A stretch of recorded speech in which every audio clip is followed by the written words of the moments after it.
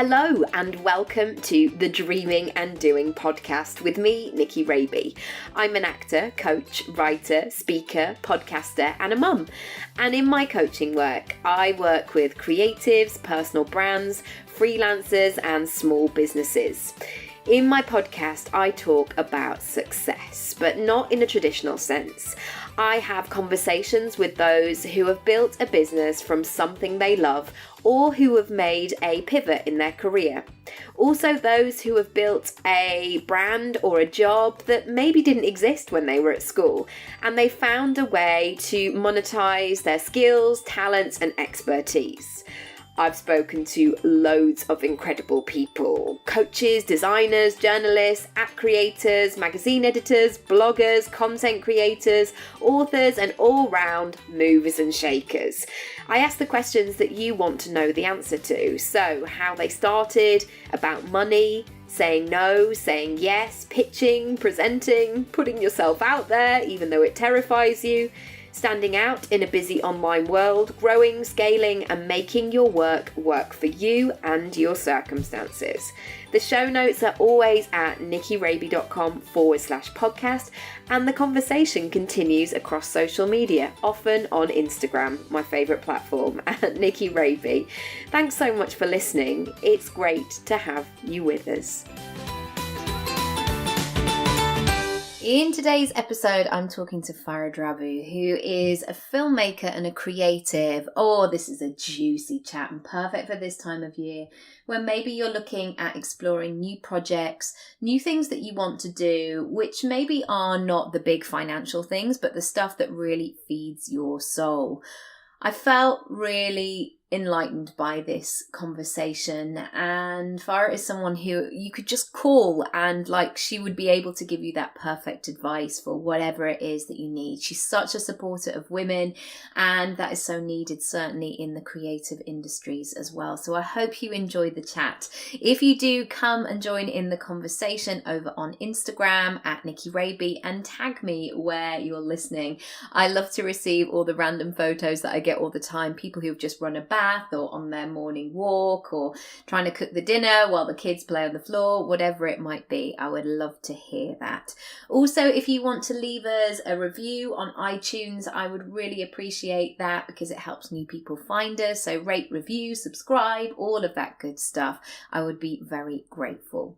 Also, lots of new things happening on the website. The blog has come back from the dead. So there's loads of new content there for you. So check it out if you need a bit of motivation this month or ever really, and hopefully there will be lots of resources that will help you. Anyway, enough about me. This is the episode. Hope you enjoy. Hi Farah, welcome to the podcast. Hi Nikki, thanks so much for having me. Oh, I'm so happy to chat to you. How would you describe your working life and what you do as a job? In essence, I would describe my job as a filmmaker, but that's made up of different parts of filmmaking. So I've directed TV ads and cinema ads, and I've produced music videos. But predominantly, I generally would say I spend a lot more time editing and also overseeing projects to deliver through my company that I run called DNR Films. How did your creative journey start for you? Did you know that you were going to be creative, or did you just kind of find your crew of creatives and go, these are my people? Yeah, kind of. I did actually feel like I did find my people in the end, but I didn't know that I would be creative at the beginning. I come from quite a traditional background where my family encouraged me to do something where I could be financially stable. And in our creative industry, in our field, it's difficult if you're not working full time to be able to command a decent salary and know, that you're going to be bringing home a certain amount every month. So now as a parent looking back, I can understand why they have those concerns. So and that's why already I'm signing Oscar up for, do you want to go around and look at Oxford? What do you want to do? Because it's terrifying now when you sort of see what they went through, go, what is she doing? Yeah, totally. So it's kind of like I thought I was going to be an accountant. I did maths as a degree at UCL because I did really well at maths A level, and I always loved maths at school. But I kind of fell into what I'm doing because while studying maths at UCL, I made a documentary at the university television station. It was about pirate radio, and the documentary is called Frequency. And I made that. We entered it into the National Student Television Awards, and it won in the music category. So that for me, I took as a sign that as much as I enjoyed maths at school, I didn't really enjoy it at university. The thing I enjoyed at university was that documentary, and winning that award was almost like a sign from the universe to follow that skill that's been highlighted during that time. So beyond that, I basically, once I finished university, I went to different TV companies giving my CV out. Just went to Soho and, with nothing much to lose really, just a CV, and handed it out and managed to hustle myself up a job as a runner. And it kind of started from there, Nikki. Yeah, it's so lovely to hear you say in that way, because definitely for me as an actor as well, it has been that organic process of you meet somebody and then something happens, but basically you have to just keep showing up and being in the room. What would you say has really helped you to build on the career that you've created the whole time? That's a very good question. What has helped me? My tenacity, I think. My tenacity and determination has helped me. It's not the easiest path, because I'm combining the work with being a parent, and I'm combining the work with being a parent whose career isn't always on the top of the list, because there are different priorities and choices you have to make, I guess. And so staying positive and determined, and still trying to focus on those goals that they change as you get older, but just trying to stay focused and productive and positive. Yeah, I think using your energy in the right way is something that I didn't really harness. I just thought, I'll just keep going and all the rest of it. But sometimes those reflective moments of taking a step back, or sometimes I'll take Oscar to the park, and that's when I'll get all my great creative ideas. And he's dangling on a slide, and I'm thinking, I've got to write this down because it's all happening. And when you became a parent, did it change the kind of material that you wanted to create or what you wanted to be part of? Did you have a different version of the world that you wanted to document? Definitely. So I've always been very, very interested in the marginalised and the underdog, and parts of society we don't always hear about. I made a documentary over 10 years ago called I'm a Muslim, Get Me Out of Here. So that was kind of where I was at before I had kids, feeling like a bit of an outsider, generalised with a bunch of people that I don't generally associate with. So as a parent, that feeling kind of transferred to parenthood, where again I'm in this big group of people that I don't always necessarily agree with or always feel comfortable being associated with. Yeah, right. And also just finding my way, just trying to get the kids ready and get my clothes on was hard enough. So I felt like I could definitely, feel that as a parent. And I think definitely my mindset was always feeling like, as even just as a Muslim being put in a box. So as a parent, I felt creatively, it was actually a similar feeling I felt, but just in a different role. Yeah. And when you're in that fast lane of your life, I had this conversation a little while ago with a friend that sometimes when an older generation retire, they're at that point where they can get on any single bus or train that day. They can just wait on the platform, have a coffee. But when you first become a parent, or if you're in that disco place of your career, you're just like, get on the train, keep going, keep moving forward, and it can be hard to stop and take stock sometimes as well. But you work with your husband. How has that been, and what lessons has it taught you? Apart from deep breathing, I'm sure, at some points. The dream really is for us to work together. We set up the company DNR Films over 15 years ago.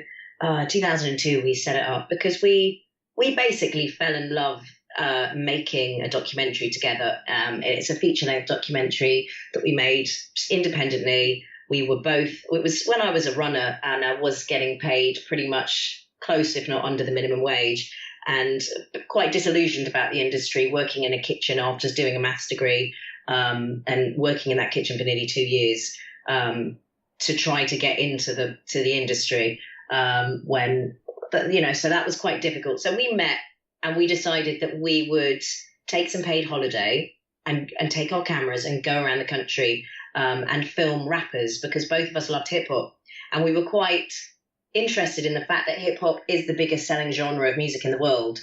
But in the UK, rappers, I mean, it wasn't very popular. UK rappers were not very popular. So we wanted to shed some light on this. Again, the theme that kind of always creeps up in my work in terms of covering these parts of society that perhaps, are a little bit marginalized or just misinterpreted as, perhaps troublemakers, or just, maybe perhaps people with no talent. What we completely disagreed with that. And we thought these guys are incredible for being true to the lives that they lead. So rapping in English accents, all different types of colours, so really diverse. So we went around like Bristol, Manchester. We didn't go around the whole country, but we tried to create an honest portrait of the hip hop scene back in 2003, I think it was. So we made a 45-minute documentary together. And, I love working with my husband.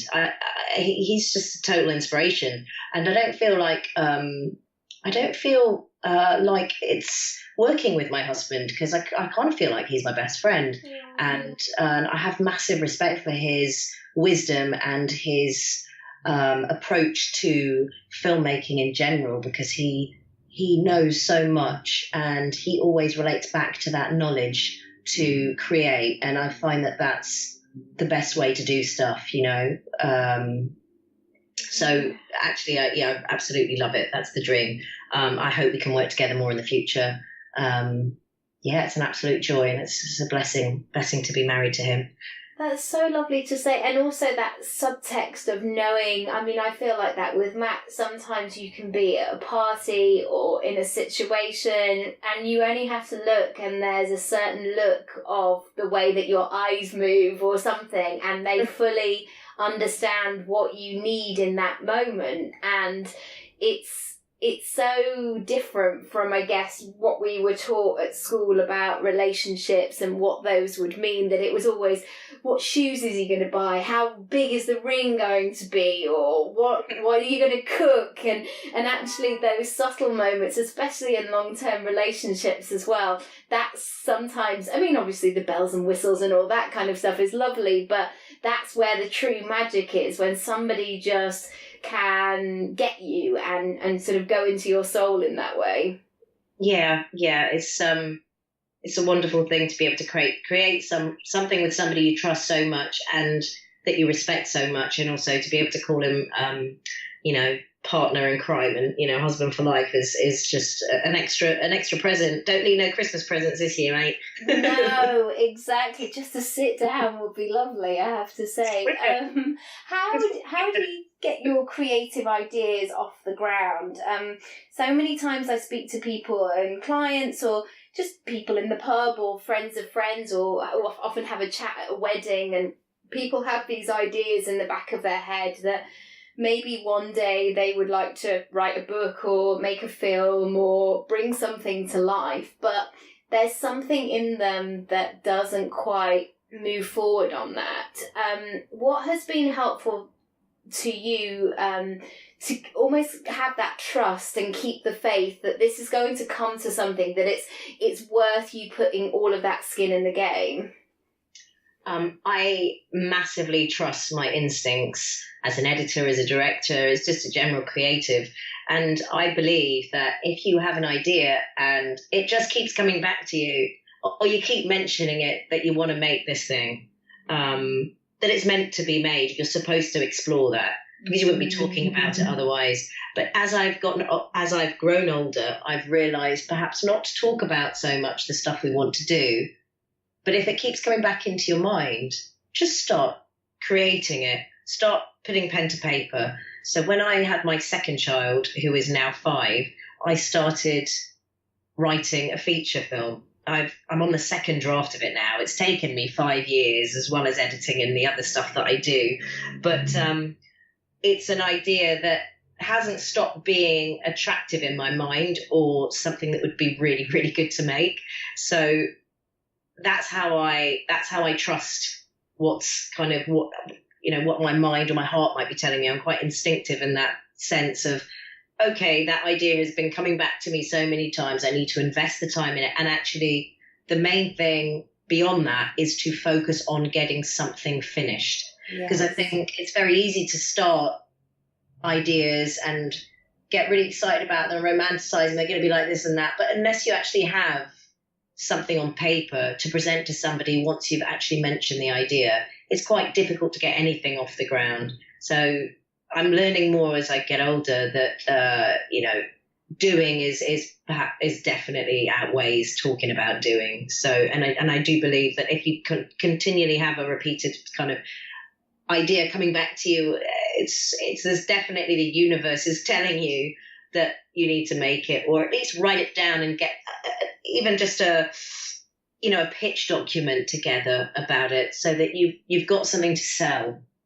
Yes, and to be able to articulate it in that moment where sometimes you could meet that person that you're meant to meet, who actually has the key to the door that you're looking to open. I've seen that so often where you go, oh, I know that person who can help you to do this, this and this, but you have to be ready for that opportunity. You have to have done the work, rather than, I had a few people get in touch with me sometimes where they're like, can we just have a coffee? And then they kind of want me to lead it, whereas I'm actually like, no, I want you to have prepared. I want you to maximise this time so you get what you need. And I'm a huge believer of bringing those ideas to life, and that they are meant for you if they keep popping up again and again. How do you work your weekly schedule, if there is such a thing, with your children and being freelance, and what helps you to work your life and your home and have that sort of all the pieces of the pie in place, and to a greater or lesser degree? The biggest help, I have to say, hand on heart, to allow me to have this life is my in-laws. I moved to near where they live. They're literally around the corner, and they offered to help me with the kids.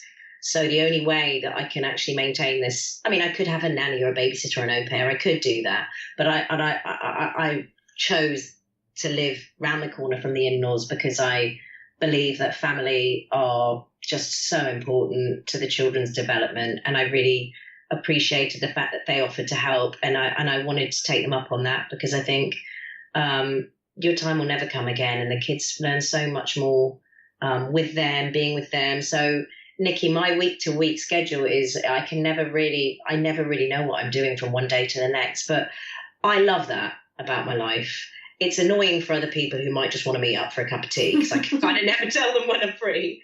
But to be fair, I do love my work, so it's really nice to kind of have that flexibility to be able to say, oh no, actually I've got to go into work tomorrow and do something. But so every week is different, but generally it's a blessing if I get to work in a week and drop the kids to school. That's a great week, and it has its ups and downs. If I'm not in town working, then I generally focus on writing at home. But I basically there's no day where I'm not working, and I don't include housework in that at all. I don't factor that into working anymore. I used to.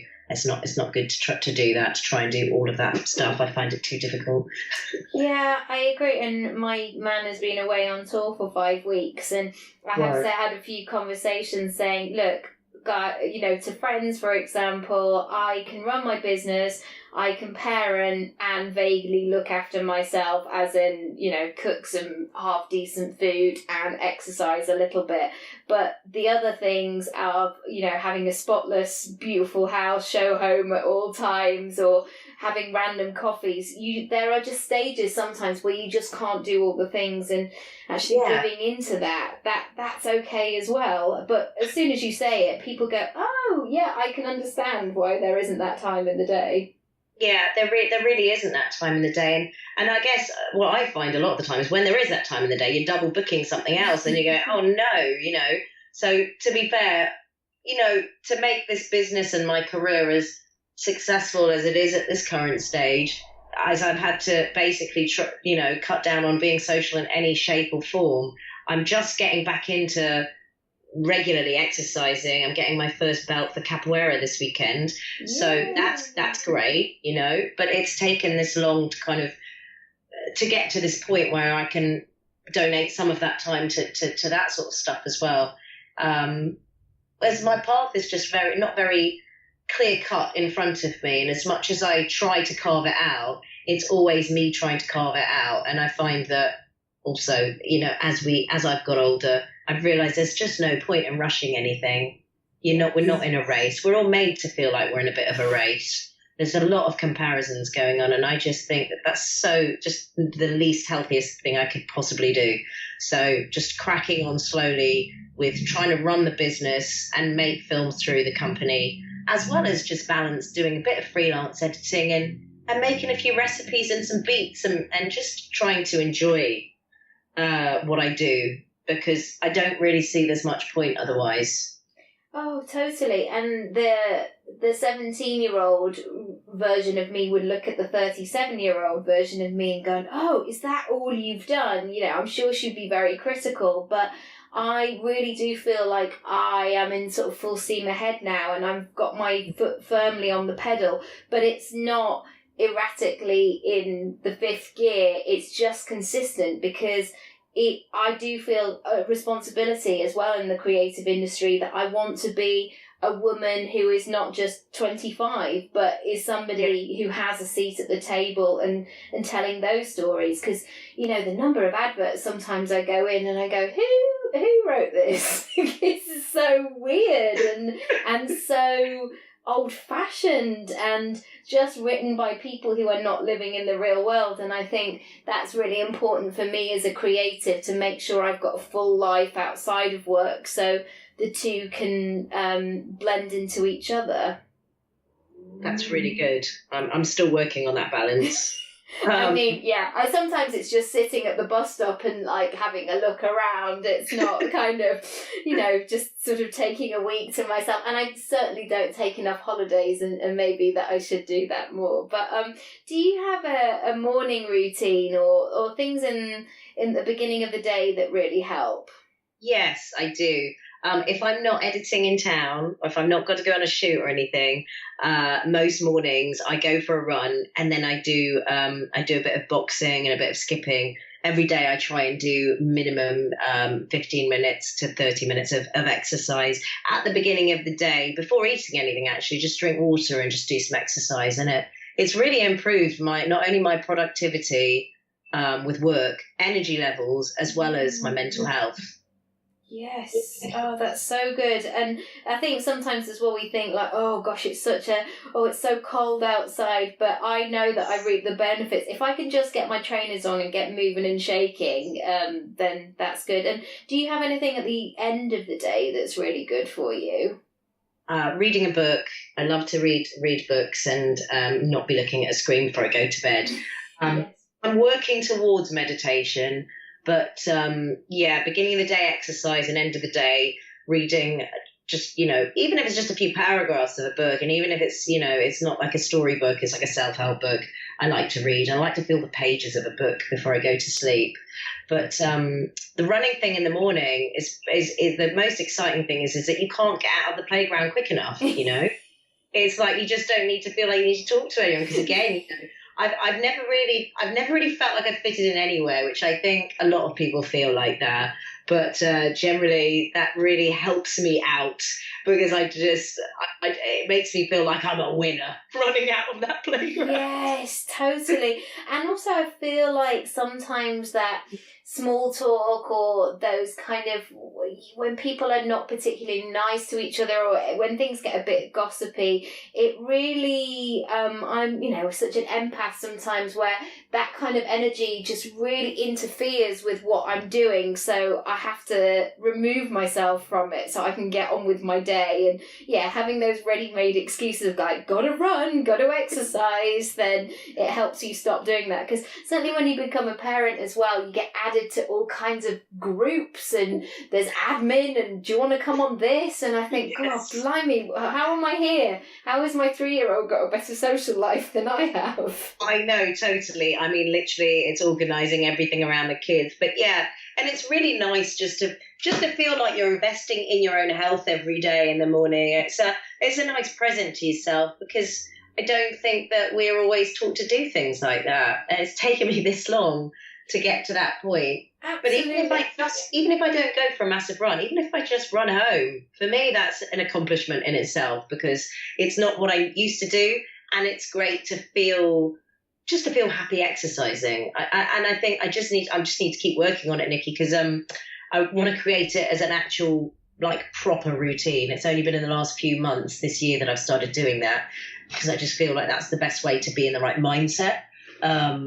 So yeah, I need to just keep going. That's the thing, like you were saying before, consistency is key with everything, I think. Yes.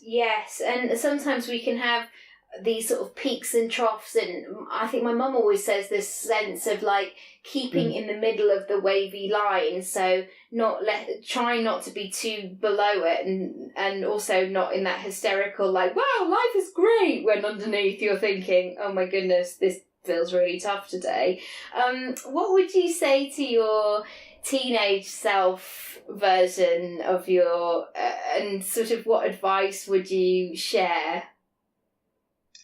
I would probably say to my teenage self to not take things personally. Because I think I spent my first few years really finding it hard not to take it personally when I was training up, because the first part of my career was me struggling to first of all get a job in a kitchen. Then when I sort of I just insisted to these people who I'd given my CV to that I would have to sit on their sofa until somebody had the time to come and see me because everyone's too busy, washing up cups and stuff. So I just felt from the very beginning of my career, I have had to push quite hard to get anywhere.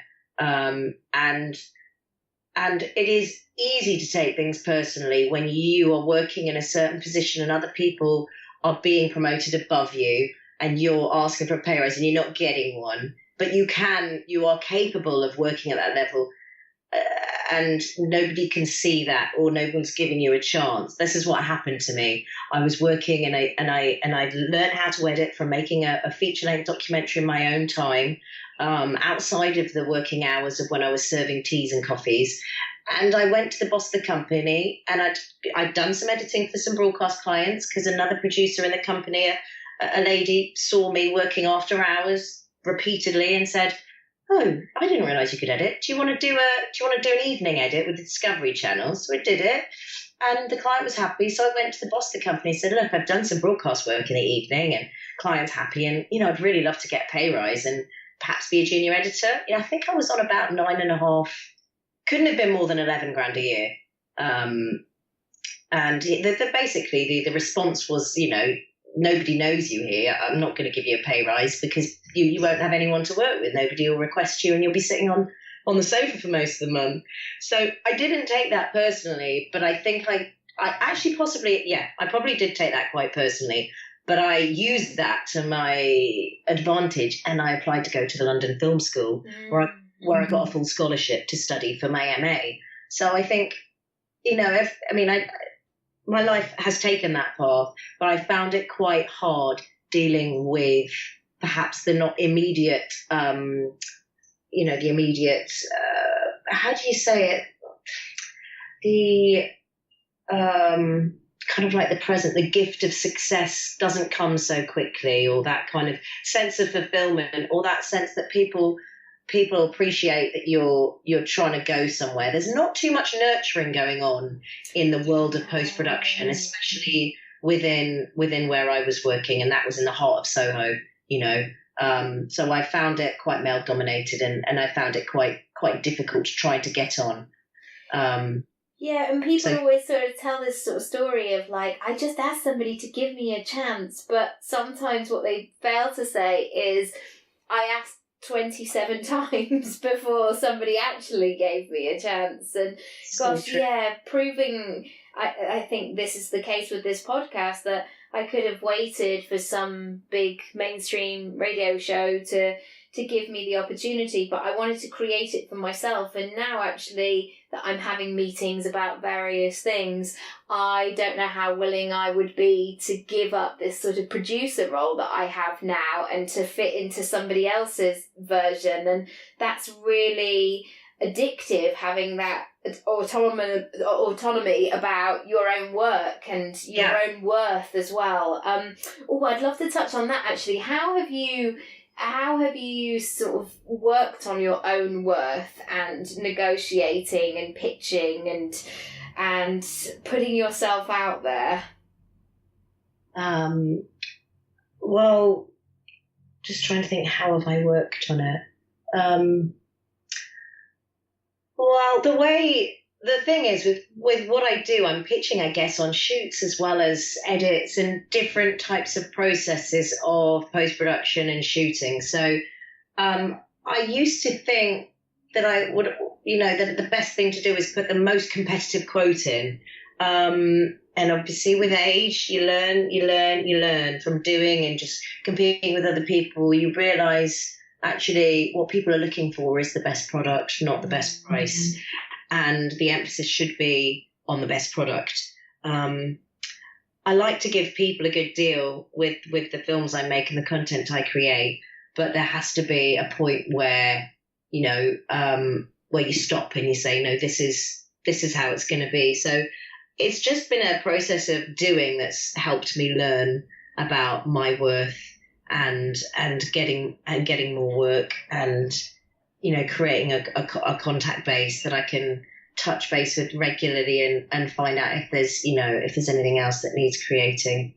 Do you think that answers the question? Yeah, it does. And that's a beautiful reminder of just making sure that you're always remembering how much you've done up until this point. Because especially if you're in that, things feel a bit slow at the moment type phase, you can feel like you're starting from scratch, or you've gone back to, do not pass go, do not collect £200, you move back to the beginning of the board. But actually having that moment of going, no, I've done a lot of stuff, this is just a quiet time, and I can go back in and pick myself up and do the next one. Yeah. I mean, I also find the quiet times are the times where, again, like, it's weird that I keep saying like the universe, but again, as I get older, I feel like everything happens for a reason. So if I'm quiet and I'm not pitching on anything, then perhaps that's when I should be writing, because my own project is writing. I mentioned I started writing a script when I had my second child. So if I'm not doing anything else, I feel like that is the signal that I should just be writing and just getting on with finishing some of these ideas that I have, because they'll never get made otherwise. And I value that there isn't that much time to do anything. So need to kind of put those things down. And even if they're not perfect to start with, at least I've started building that sculpture, like structure that I want to then, fine tune or change the arms or the legs, but at least I'm building that body of work that I want to kind of create. And, if I do it by the time I'm 60, it's all good, because we want it to be the best it can be.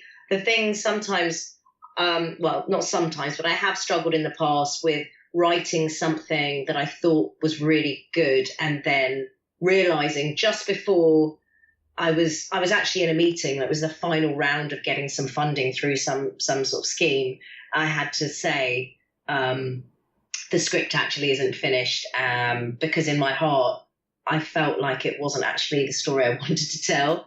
So I'm still learning about that stuff, but integrity is really important in all the work I do. I feel like that's at the heart of a lot of storytelling, integrity and magic and invoking that sense of wonder. So I guess it's just about being honest and clear about where that lies for you and being transparent with the people that you're working with.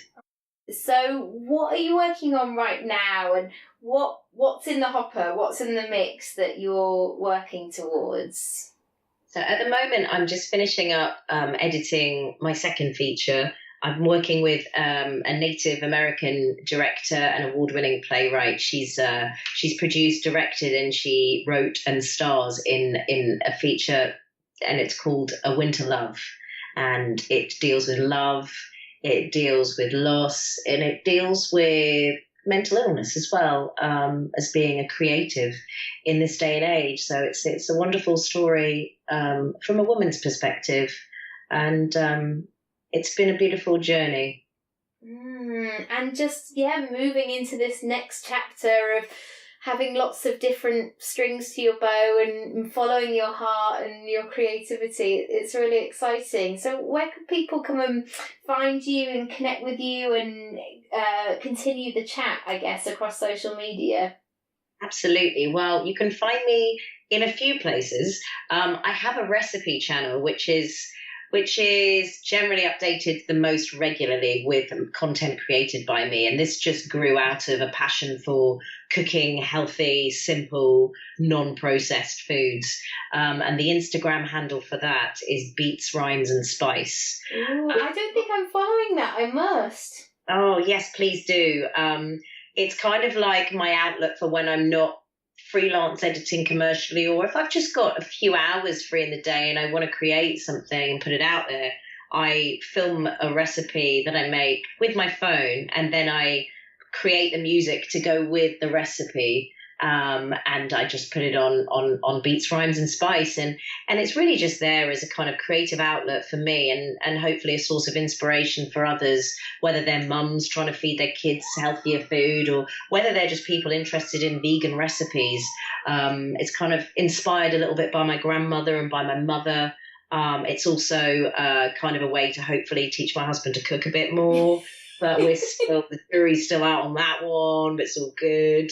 So yeah, you can find me at Beats, Rhymes and Spice. My company is, you can find us at dnrfilms.net.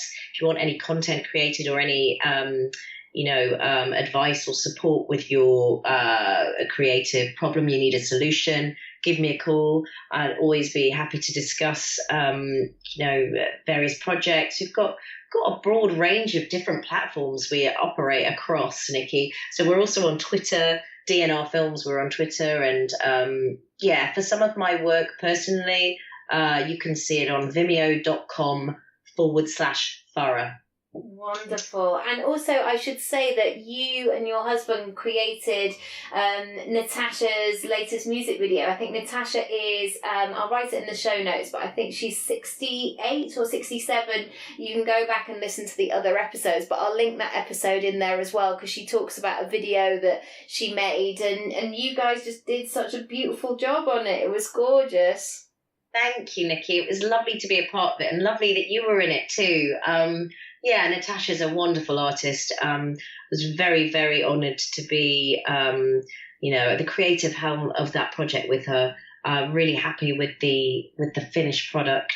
And if you haven't seen it, the video is called Goddess Vibes, and the artist's name is Aruba Red. And yes, check that out. Yeah, and I just liked being a goddess for the day. Oh, it's wonderful. I was like, this is what I should do, just waft around with flowers in my hair. This is life. This is my new Sunday ritual. This is great. Thank you. Thank you so much for all your words of wisdom, and I'm so excited for the next few years, and just watch this space, and we'll be cheering you on all the way. So thank you so much. Thank you for having me, Nikki. It was a pleasure to be part of it. Thank you. Thank you so much for listening. I hope you enjoyed it, and I would love to hear what you thought of the episode and share any takeaways with me. Come and find me across social media at Nikki Raby, or you can visit the podcast page, nikkiraby.com/podcast.